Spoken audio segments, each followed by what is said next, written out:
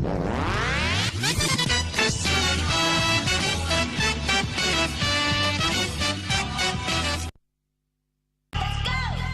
continuación,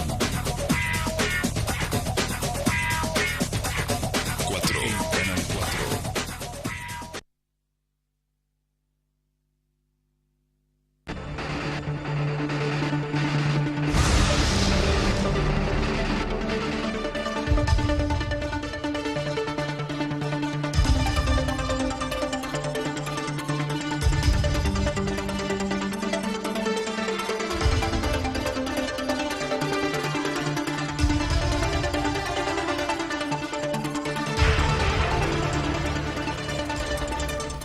Buenas noches, como todos los días jueves a las 21 horas en Canal 4 estamos en Aquí Ahora Salud con la compañía del doctor Rigo Bocanera, que sigue estando, digamos, de suplente, y con la invitación del doctor Gabriel Bozas. Gabriel, muchas gracias por haber aceptado la invitación. El doctor Gabriel Bozas es un reconocido pediatra de nuestro medio que trabaja en el Sanatorio Argentino hace nada más ni nada menos que 20 años. Él es egresado de la Universidad Católica de Córdoba y su especialidad, por supuesto, es la pediatría. Así que habíamos conversado previamente de qué tema podría ser interesante a los televidentes, y como este programa siempre tiene la idea de la prevención, entonces nos pareció oportuno la sugerencia que hizo el doctor de prevención en pediatría.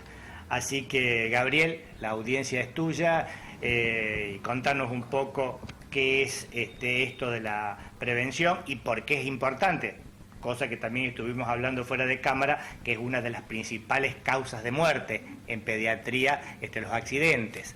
Así que contarnos un poco cómo es.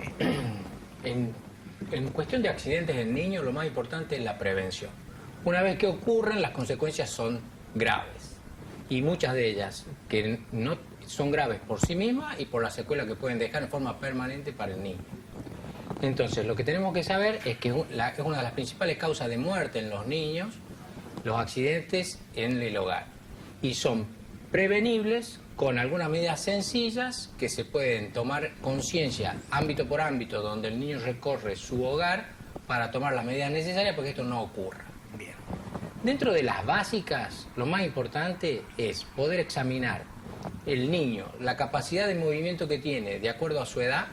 Siempre es irresponsable, siempre es curioso y no conoce el peligro. O sea que potencialmente es un accidentado. En cada ámbito donde recorre el niño dentro del hogar hay distintos tipos de riesgo. El hogar en general siempre tiene que tener cuidado con las puertas, los picaportes, las llaves sueltas, las escaleras, las ventanas y los disyuntores. Eso en línea general es lo que hace a la casa en su estructura.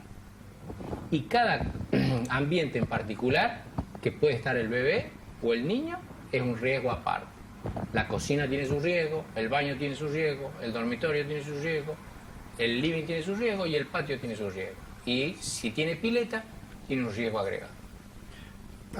Comentábamos recién que para mí era una novedad, porque no lo sabía, de que según la cifra del Ministerio de Salud de la Nación, la principal causa de muerte de los niños entre 1 y 4 años son los accidentes domésticos. Los accidentes evitables, como vos bien dijiste. Y el 70%, lo que acabas de decir, se producen en la casa, obviamente, no está el nene, ¿no? Es muy alta la cifra. Es altísima y los accidentes ocurren. Gracias a Dios, muchos son leves y pasan como desapercibidos, y otros son realmente catastróficos para una familia cuando se produce un accidente severo en un niño. Bien. Dentro de las medidas generales que debemos tener en cuenta para el manejo de esta situación, tenemos que tener dos cosas. Siempre el contacto visual con el niño. Y el cuidador tiene que estar apto para asistir al niño en una situación de riesgo. No podemos dejar a alguien que tiene una minusvalía física en cuidado de un niño que está jugando en el patio, pues no llegamos, es muy rápido. Claro. Entonces, el riesgo del niño hay que estar permanentemente mirándolo y permanentemente habiendo examinado periódicamente todo lo que puede implicar al niño un riesgo. En la cocina los hornos, los enchufes, las hornallas, las perillas de la hornalla y las manijas de las ollas que dan hacia afuera. Las quemaduras son muy frecuentes en los niños y también cuando hay adultos irresponsables que toman infusiones calientes, té, mate, café con el niño en brazos. Claro, en cualquier momento el chico te manotea. En cualquier momento el chico tiene un movimiento voluntario o no y produce el volcamiento del líquido y produce quemaduras importantes que dejan cicatrices permanentes. Gabriel, mencionaste en la primera parte de tu respuesta varios lugares de la casa, como por ejemplo mencionaste puertas, mencionaste ventanas, mencionaste picaportes. ¿Podría ir desmenuzando un poquito cuáles serían las precauciones en cada una de ellas? En cuanto a las puertas, deben estar protegidas para que el niño no la pueda abrir en forma voluntaria, independiente del control de los adultos. Y la llave debe estar en un lugar en donde no la pueda tomar en sí mismo porque se la lleva a la boca. ¿Sí? Las escaleras deben tener puerta, tanto superior como inferior. Y la baranda de la escalera no debe permitir el paso del niño, teniendo no lugares que superen los 10 centímetros. Perfecto. Medida clave, los 10 centímetros, que también se va a mover más adelante, que es la medida que deben tener los barrotes de la reja de la pileta. Bien. Con respecto a la pileta, yo había leído, me hiciste acordar hace un tiempo, de que creo que era en Estados Unidos, es decir, tenían que habilitar, no sé si salud pública, obras públicas, qué dependencia, la pileta, y te la habilitaban siempre y cuando tuviera cerco. Es decir, vos no podés tener una pileta en tu casa, teóricamente. Acá en la Argentina eso no pasa. No tengo conocimiento, pero tengo entendido de que no. No pasa. Que es decir, corre por la responsabilidad de los padres y los cuidadores cercar la pileta. Bien. Porque realmente es lo primero que habría que hacer, el cerco y después la pileta, o bueno, pero no dejarlo, digamos, al chico sin... Porque es un instante. Es común ver que los papás que tienen piletas tienen la pileta cercada, por lo menos en mi experiencia personal, me parece que es eso. Sí, en general, y otra cosa es precozmente hacerlo aprender a nadar.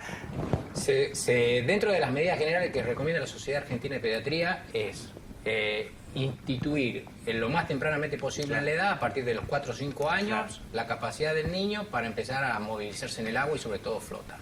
Perfecto. ¿Desde qué edad dijiste, Gabriel? Desde los 4 o 5 años. Recién a esa edad. Para que aprenda. Y independientemente antes lo puedes sumergir en el agua, pero como una actividad lúdica, no como una actividad deportiva de aprendizaje.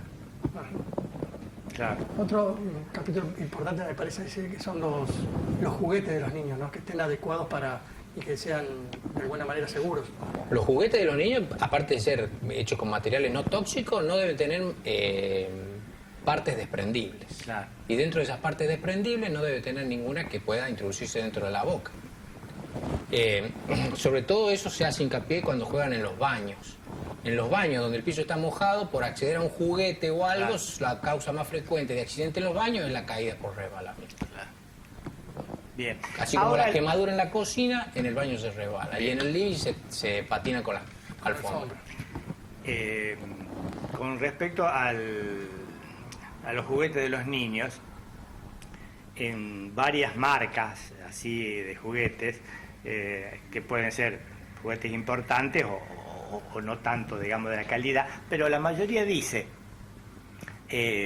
prohibido para hasta de 1 a 3 años, aconsejan eso, es decir, en esto muchas veces también pasa como en todas las normativas o todas las ordenanzas, que muchas veces existen, lo que pasa es que hay que decirle a la familia que les lleve el apunte. Sin duda. ¿No es cierto? Sin duda. Es decir, y una de las cosas que más se recomienda en las casas con pileta es que no queden los juguetes de los niños solos cerca de la pileta. claro. Ni la pelota, ni el flota que usó el niño en la pileta cuando no están los adultos en la pileta. Cuando sale del niño de la pileta, sale con todos sus juguetes.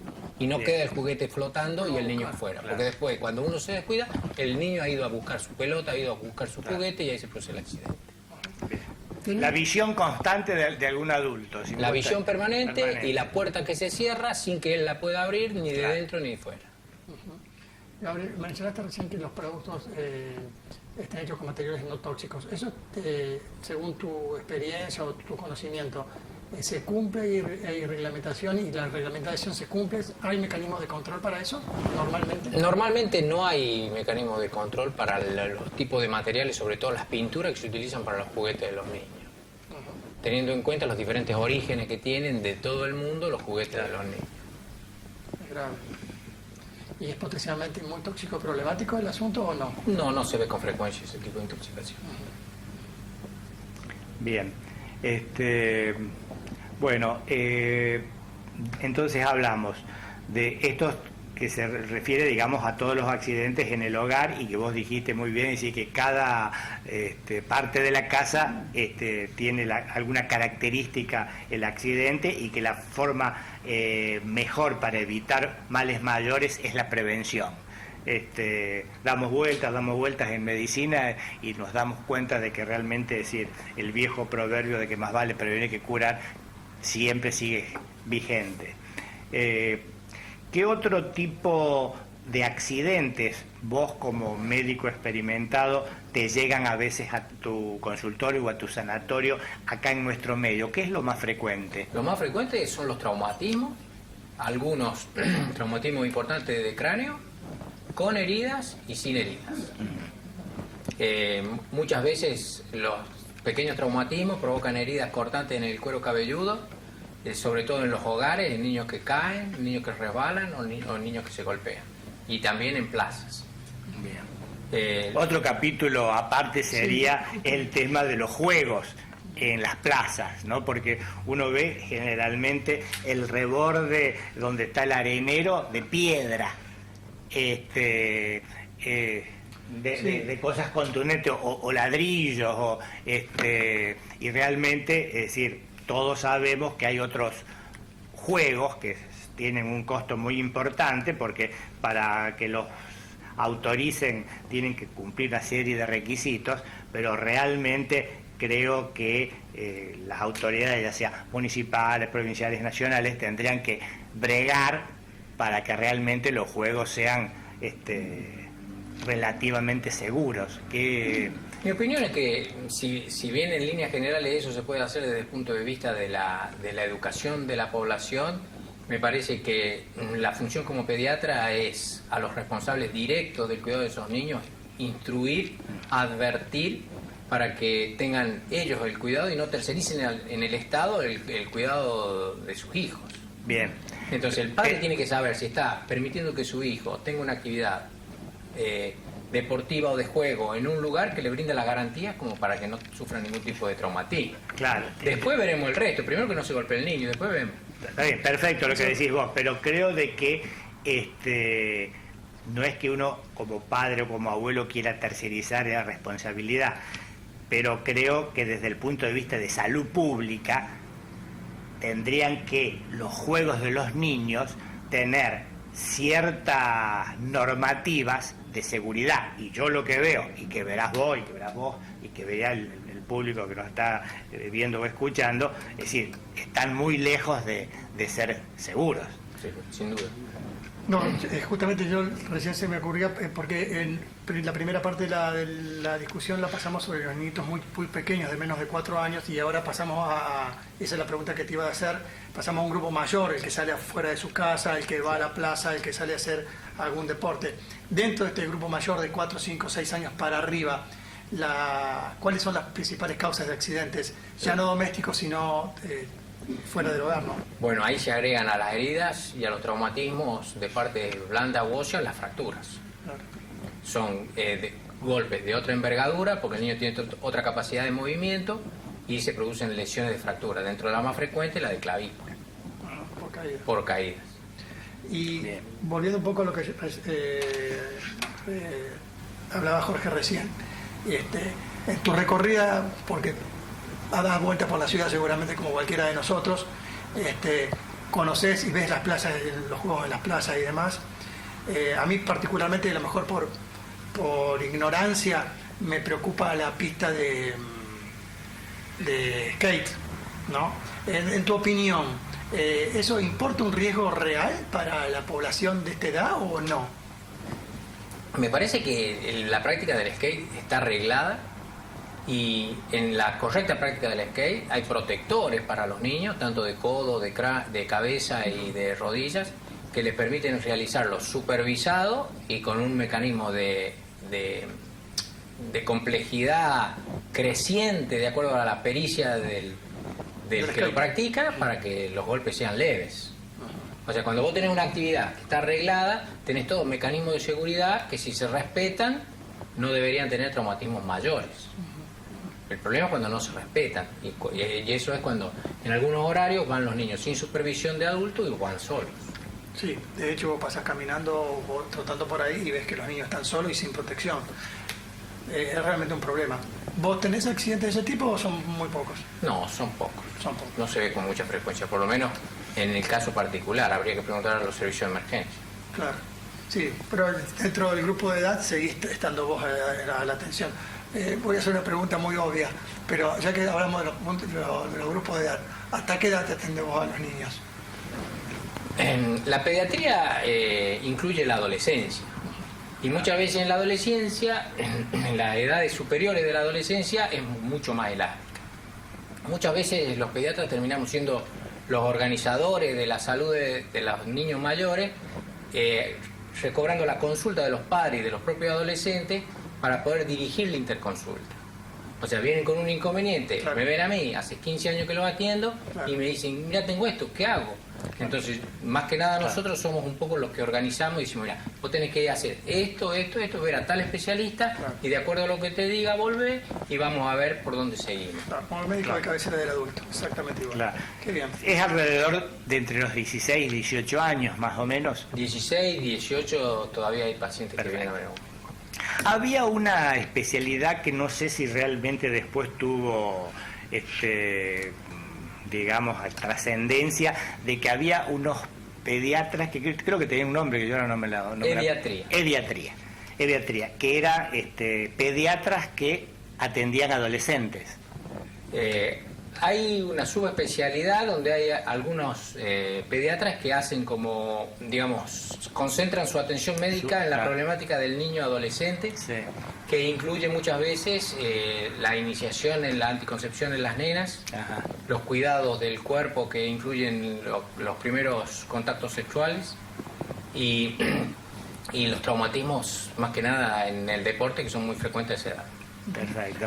Claro, a mí es una cuestión personal esto lo que voy a decir, ¿no? Es decir, me parece que estamos dividiendo y subdividiendo los médicos, es decir, va a ser el especialista del ojo derecho y del ojo izquierdo, ¿no? Es decir, me parece como que un pediatra con experiencia y demás, tanto puede atender a un bebé, a un niño de 5 años y a un adolescente de 15 o 16, ¿no? No sé que tenga que ser tanta especialidad, es un concepto mío, ¿no?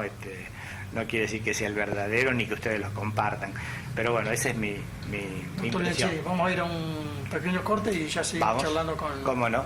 El doctor. Viste que no solo sos ayudante, sino sos apuntador. Sí, muy bien, muy bien. Muy bien.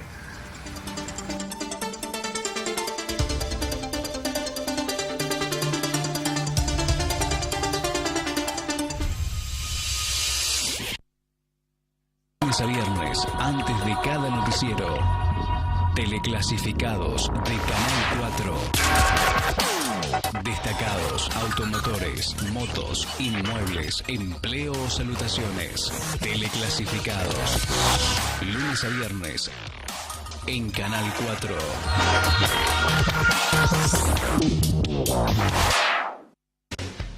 Contacto Directo, la mejor compañía de la mañana. Música, información y curiosidades con la conducción de Maricel Perrone. Contacto Directo, lunes a viernes desde las 8 por Canal 4 y FM Contacto.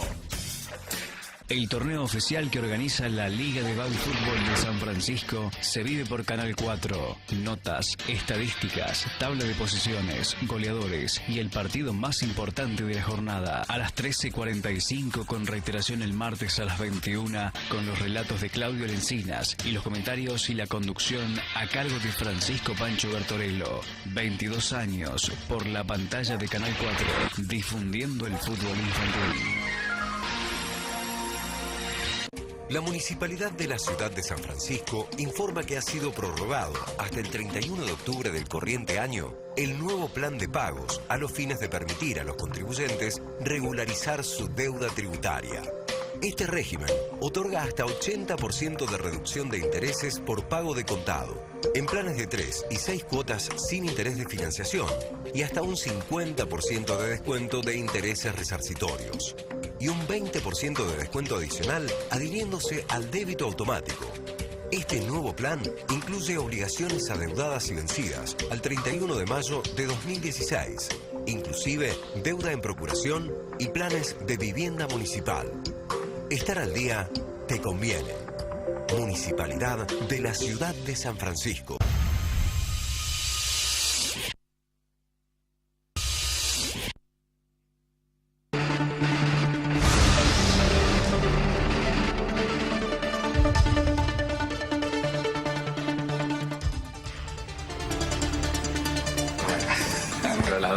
Bien, vamos a iniciar entonces el segundo bloque con prevención en la etapa estival que se nos avecina.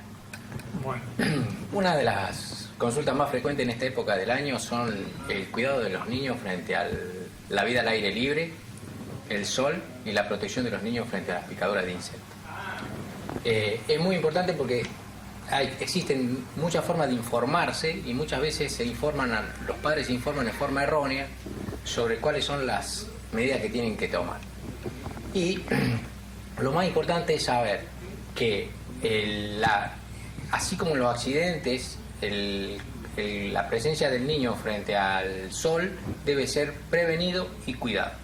Se sabe que el 80% de los rayos solares que toma una persona en toda su vida está dentro de los primeros 20 años de vida. Y la acumulación de las radiaciones ultravioletas son precancerígenas. Eso ya está comprobado y hay que tomar todo ese tipo de medidas y hay que concientizar, que es lo más importante. Hay algunos países como Australia y otro tipo de países que lo tienen muy bien estudiado y muy bien educado a toda su población. Nosotros todavía no, y sometemos al cuerpo a altos niveles de radiación, tanto del sol como de camas solares, y que también es acumulativo. Los niños no deben ser sometidos al sol jamás antes del año. Eso que quede claro. jamás. Repetilo, por favor. Los niños no deben ser expuestos al sol antes del año. ¿Y expuestos qué significa? Que estén bajo el sol directo. ¿Por un tiempo determinado o no? Directamente nada. Ningún tiempo. Ningún tiempo. Tienen que estar a la sombra. La mamá que va con el nene...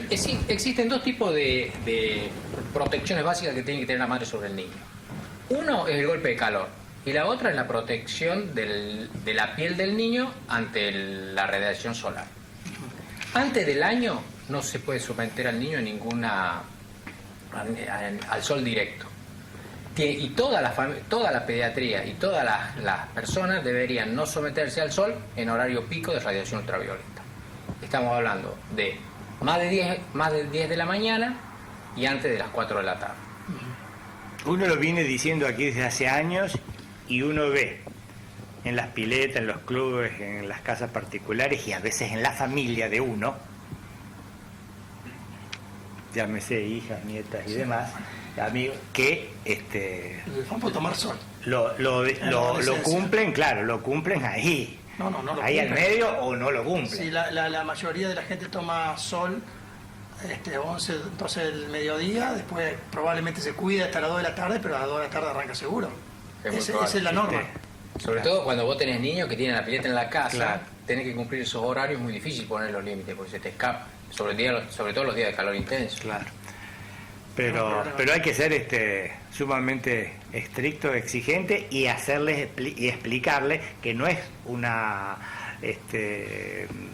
digamos una decisión arbitraria, sino darle los fundamentos por Hay lo que que darle acabas de Estoy decir, ¿no? Estoy pensando en el ejemplo práctico. Una mamá que sale con su bebé a hacer las compras. ¿Cómo tiene que ir ese bebé? ¿En qué condiciones? Ese bebé, si es menor de 1 año, tiene que ir en su cochecito o en su auto, protegido del sol, Claro. con ropa completa, cubierta su cabeza, sabiendo que no puede estar mucho tiempo ni a altas temperaturas ni a sol directo, y se puede colocar en algunas zonas expuestas algunos protectores solares. Que eso es bueno que hablemos, tanto para los niños como para los adolescentes. Para todas las personas deberían tener protección solar, teniendo en cuenta que hay numerosas marcas de protección solar. No se recomienda que el niño no lo aplique, no se lo aplique solo, sino que se lo aplique un adulto. Bien. Sobre todo en áreas muy sensibles que no están tenidas en cuenta muchas veces, que es el cuello, las orejas y el dorso de los pies. El dorso de los pies, ¿sí? Bien, Sí, y esa hay que tener en cuenta que cualquier protección solar, aún la que resiste al agua, debe ser permanentemente renovada cada X cantidad de tiempo. Perfecto. Hora y media, 2 horas o 2 horas y media hay que colocarlo nuevamente. Y esa gradación Esa es la- famosa de protección que usan los... Con respecto al factor de protección, al número exactamente, se recomienda que sea por encima de 20 a 30. En pediatría 20. No hay grandes, se ha notado que no hay grandes diferencias entre los factores altos y los factores bajos para la protección de la piel, pero sí para la duración en el tiempo de ese producto. Un Bien. factor alto produciría mayor tiempo de protección que un factor bajo. Pero si nos vamos a mojar o vamos a transpirar, probablemente tengamos que renovarlo igual. Eso es muy, muy importante decir. No solo la colocación una vez cuando va a entrar a la pileta o al mar, sino la renovación. Porque la colocación, esto uno lo ve, pero lo que no ve como debería ser es la renovación. En eso creo que por eso es importante que lo que vos has recalcado. Gabriel. Los Muy bien. niños muchas veces, con el riesgo de que tomen frío cuando salen del agua, son secados. Cuando son secados se remueve Claro. cualquier tipo de, Claro. de factor de protección. Y en ese momento que son secados debe ser colocado nuevamente. Claro. Perdón, iba a decir No, el mismo tema. no. Perfecto. Creo que es importante, y un poco como tipo de resumen, menos del año no exposición directamente al sol, ni siquiera de 5 minutos. Tener presente que la protección hay que hacerla y que hay que renovarla fundamentalmente. Cumplir el horario, ¿no? Y por supuesto, y cumplir el horario, que eso es fundamental. Tener mucho cuidado después de las 10 de la mañana y recién reiniciar después de las 4:30, 5 de la tarde. Eso sería lo ideal.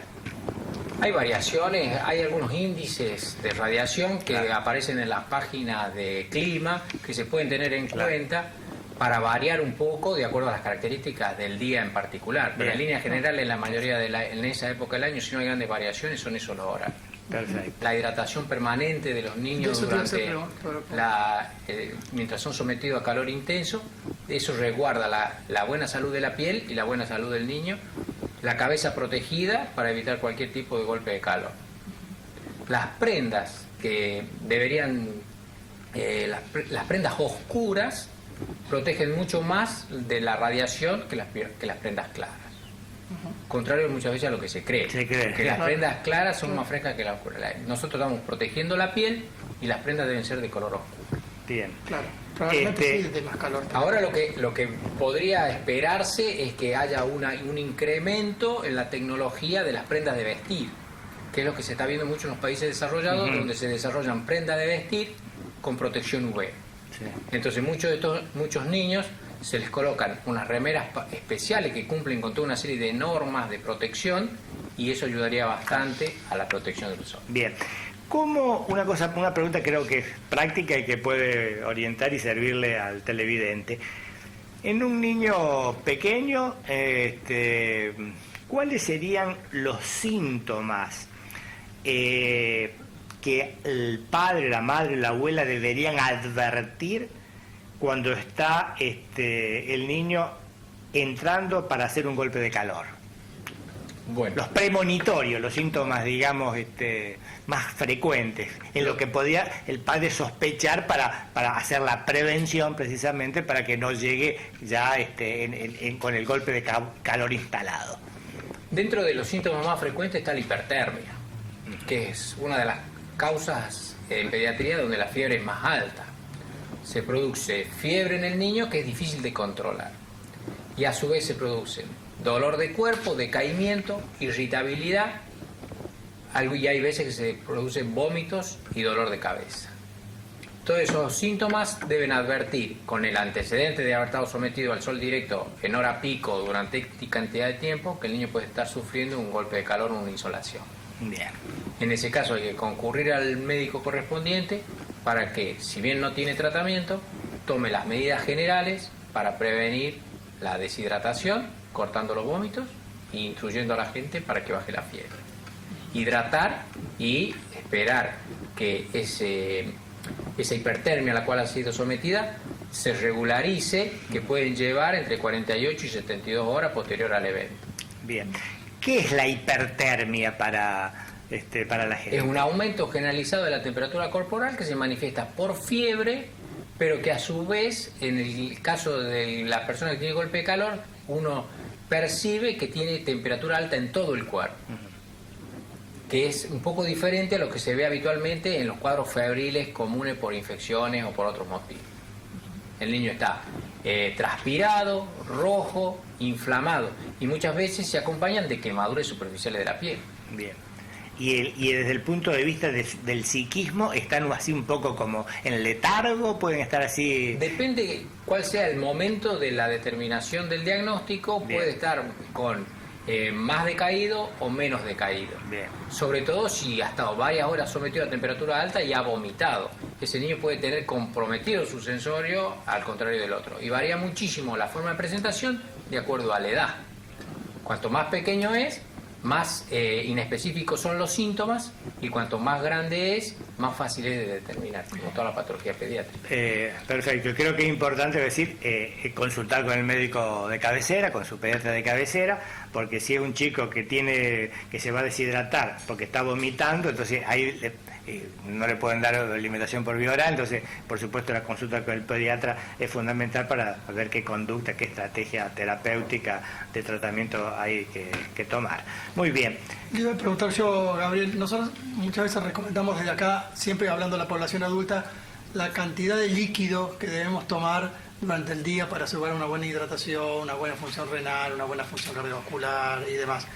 En los niños, ¿qué recomendación se puede hacer a ese respecto, sobre todo ahora con épocas de calor?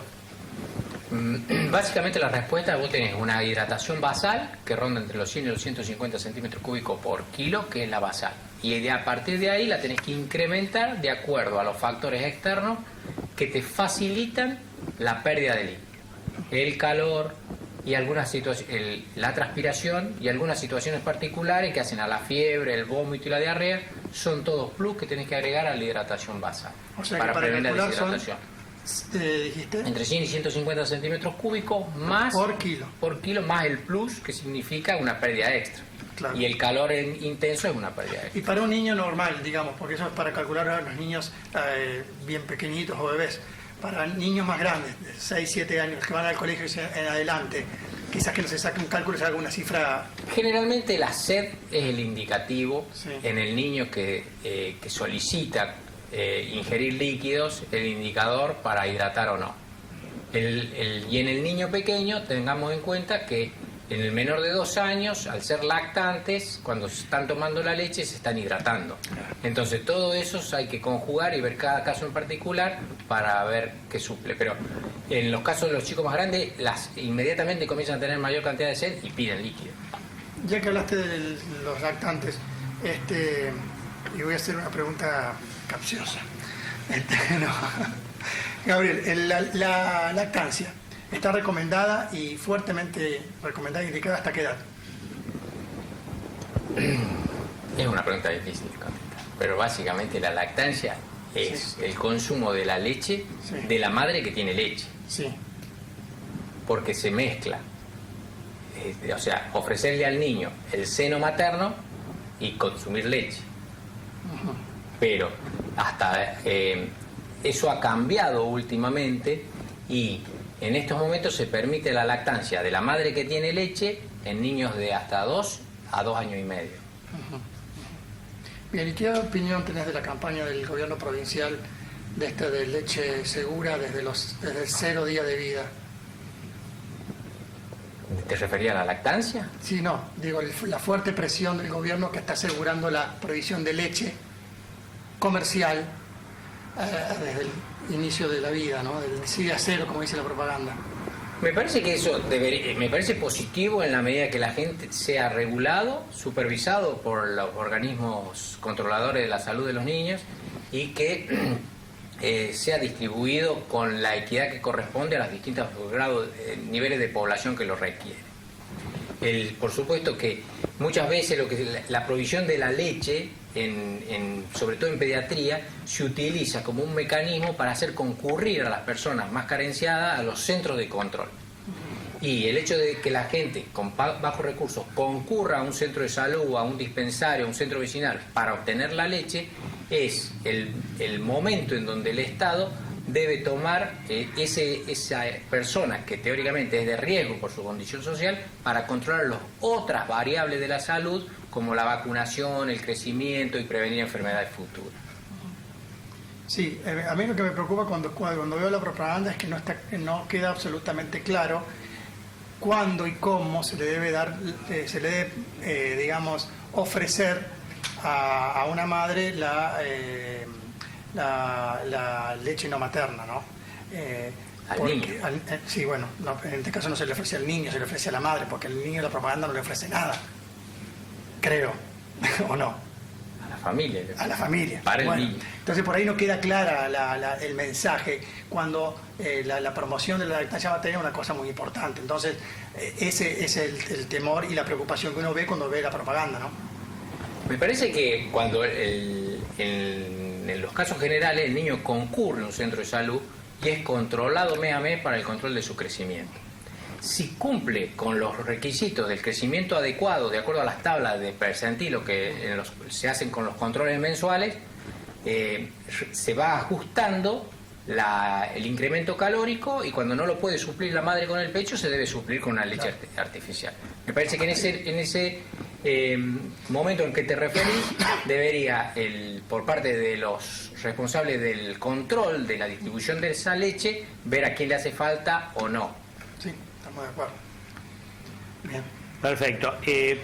Otra cosa, vos mencionaste en la época estival, la que, a pesar que está casi invernal todavía, pero la picadura de insectos. Y ¿cómo es la prevención? Otro de los riesgos importantes a la cual se someten los niños, y muchas veces los conocimientos que llegan están un poquito mezclados y los papás se encuentran un poco perdidos en qué momento aplicar o proteger a sus niños de los insectos. Lo que, sobre todo en esta época en donde han aparecido algunas enfermedades transmitidas por mosquitos que son de alto riesgo para la población general. Entonces, es muy importante la protección de la picadura de los insectos en general y del mosquito en particular. El uso de los repelentes en los niños pequeños tienen que tener sus cuidados porque al carecer de la capa córnea de la piel, su piel es mucho más permeable y pueden absorber mucho más que cualquier piel adulta. Entonces, los consensos generales es que no se deben utilizar repelentes en la piel de los niños menores de 6 meses. Salvo en algunas épocas del año que se determinan epidémica o de alto riesgo, que ese repelente se puede aplicar hasta menores de 2 meses, hasta mayores de 2 meses, ¿sí? O sea, jamás a los menores de 6 meses y en zona de riesgo o época de riesgo o temporada de epidemia, de 2 meses para arriba. Bien. Eso con respecto al repelente corporal. Y el uso de los insecticidas, ¿qué cuidado hay que tener con los insecticidas y los niños, de aerosoles? Existen distintas formas de que el niño se encuentre expuesto a insecticidas. Uno son las pastillas repelentes de mosquitos que se colocan en las paredes para proteger a los niños durante el sueño. Se recomienda que no esté el niño a menos de 1,5 metros de la pastilla de la pared. Sigue siendo muy eficaz el uso de telas mosquiteras en los niños, sobre todo en los niños pequeños. Bien. Y el uso de insecticidas. Existen dos formas de prevenir en los hogares los insectos. Uno, con el uso de insecticidas, en donde el niño no debe permanecer en el ambiente en donde se eche el insecticida. El ambiente debe ser ventilado durante X cantidad de tiempo, que no debe ser inferior a 1 hora, y luego vuelve el niño a ese lugar. Y también se recomienda la utilización de algunos piretroides en el agua del enjuague de los pisos, que eso previene la presencia de insectos en el piso y sobre todo moscas, mosquitos y hormigas. ¿Podés aclarar un poco lo de piretroides? Porque son los famosos derribantes que se usan normalmente en los hogares, que es un líquido blanco, que hay numerosas marcas comerciales y que se disuelven en el agua. Una pregunta, Gabriel. Con respecto a los niños mayores de 6 meses, a donde se los puede proteger con repelentes dérmicos, digamos, ¿con qué frecuencia se puede hacer la colocación o la instalación o la pulverización de la piel de los chicos? Bien, hay distintos tipos de repelentes en la piel.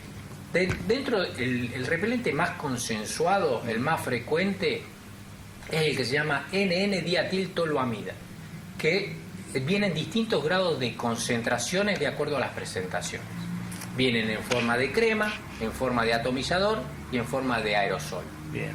La crema y el atomizador, generalmente la mayoría de las marcas comerciales respetan el 7 al 7.5%.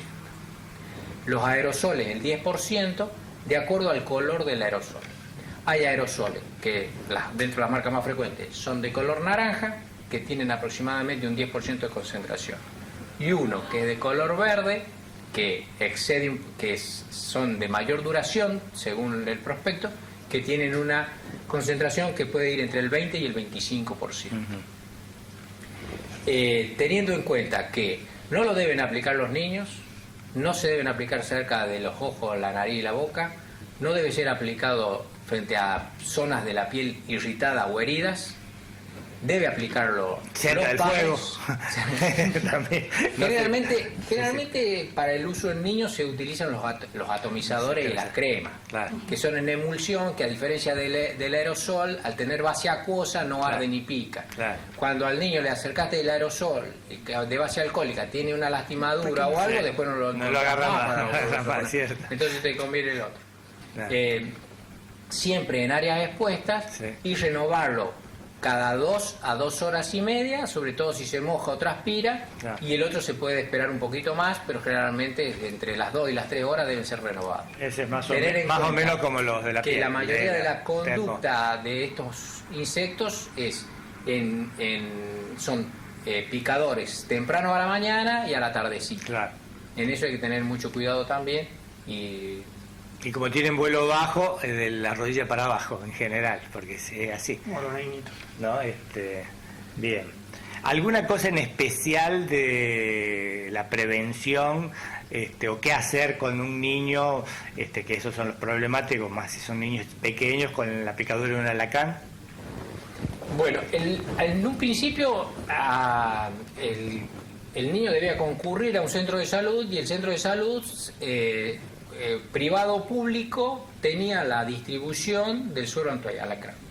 Se produjeron muchísimas irregularidades en la distribución del suero antialacrán y se colocaba sin un criterio uniforme, lo cual hacía que, dado que es escaso el suero antialacrán, sí, fuera utilizado en algunas situaciones en donde no hacía falta. Bien. Se cambió la política y directamente el Estado distribuye el suero antialacrán solamente a nivel público.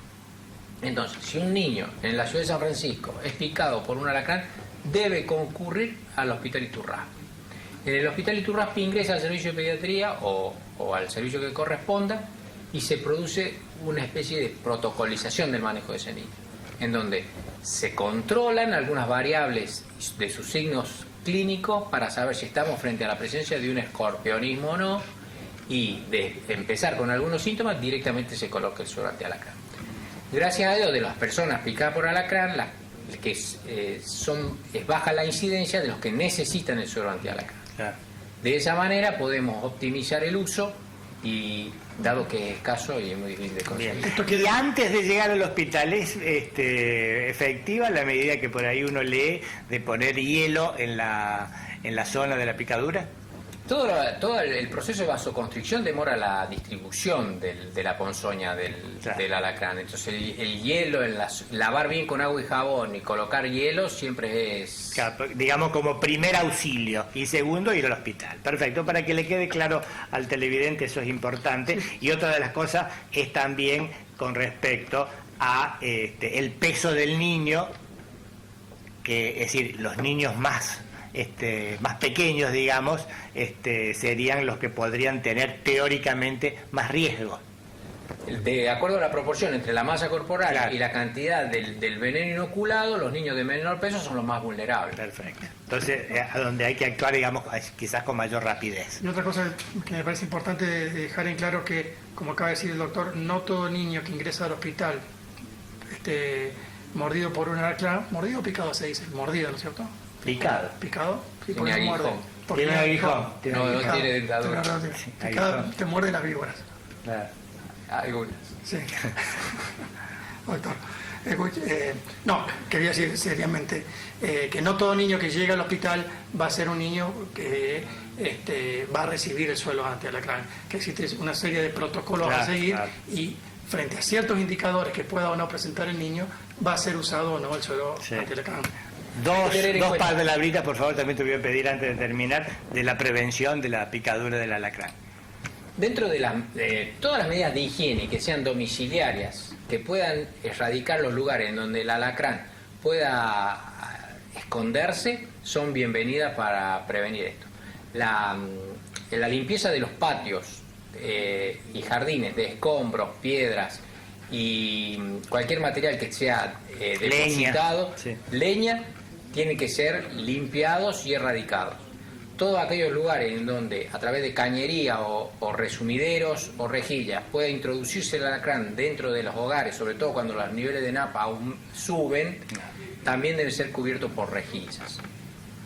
Todas las personas que se van en casas de riego de alacrán, porque todos los papás ya saben que hay alacrán en su domicilio, peridomicilio, tienen que examinar bien el calzado cuando se lo van a colocar a la mañana, sobre todo lo de los niños, y ver bien que no haya ningún insecto adentro. No caminar descalzo. Tratar de que no. Más de noche, que porque generalmente son de hábito nocturno. Perfecto. Bueno, estamos llegando al final del programa. Te iba a hacer una última pregunta, que para mí es muy importante, yo la veo mucho en el consultorio de cardiología. Tengo la impresión de que existen demasiadas consultas a los especialistas para dos cosas, ¿no? Uno, para los exámenes preescolares, para los exámenes precompetitivos y para los exámenes prequirúrgicos, ¿no? Una pregunta que yo siempre me hago es, ¿quién tiene la mayor probabilidad de garantizar un buen desenvolvimiento físico, un buen desenvolvimiento quirúrgico frente a un niño?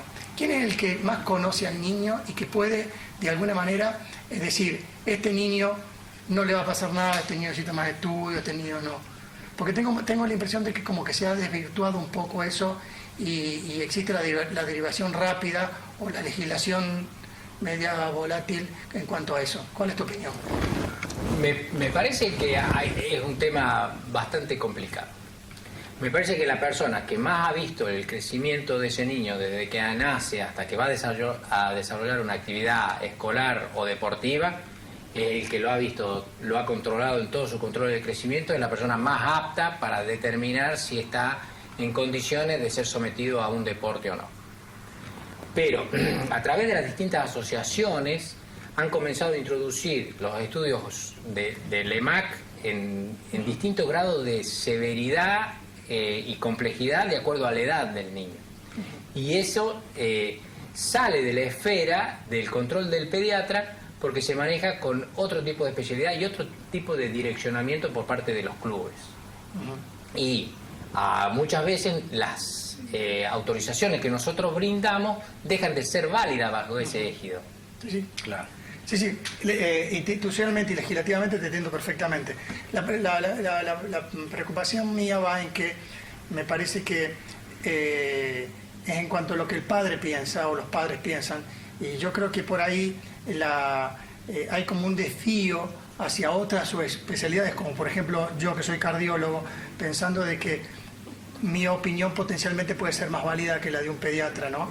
Y me parece que no, que en cualquier ámbito, de cualquier especialidad, estamos hablando de niños sanos obviamente, la opinión del pediatra debe ser la que prevalezca y que de última dé la indicación precisa, por lo menos esa es mi opinión, por eso te lo preguntaba.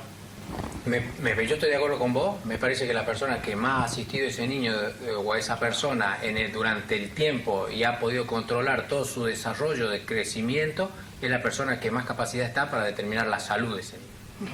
Pero muchas veces, te vuelvo a repetir, este tipo de certificados son digitados a través de las federaciones. Totalmente de acuerdo. Y las federaciones se encuentran relacionadas con determinados grupos de profesionales y exigen determinado tipo de estudios que muchas veces producen pérdida de dinero, de tiempo y angustias y de consultas para cumplir con esos requisitos. Los padres se encuentran muchas veces como rehenes de ese sistema y lo tienen que cumplir para que su hijo pueda ejercer ese deporte, si no queda fuera. Totalmente de acuerdo con vos. Sí, y algunas cosas que también las hemos tratado aquí en varias oportunidades, el tema de la muerte súbita en el deporte, hace que la sociedad de alguna forma presione, ¿no es cierto?, para que el chico sea sometido a un estudio súper exhaustivo que la mayoría de las veces no tiene mucho sentido de ser, pero no tiene capacidad predictiva. Pero tampoco tiene capacidad predictiva, pero bueno, ese es otro tema. Muchísimas gracias por la atención, como nos vienen dispensando desde hace varios años en Aquí y Ahora Salud, los días jueves a las 21. Agradecerle al colega y amigo doctor Gabriel Bosa, él es muy didacta y ha sido siempre muy concreto, así que te felicito y te agradezco nuevamente, y al doctor Bocanera, que ha preguntado, ha querido estar esta vez un poco en segundo plano, pero ha participado plenamente, así que también lo felicito, doctor. Gracias. Bueno, nos estamos viendo el próximo jueves. Chao, hasta luego.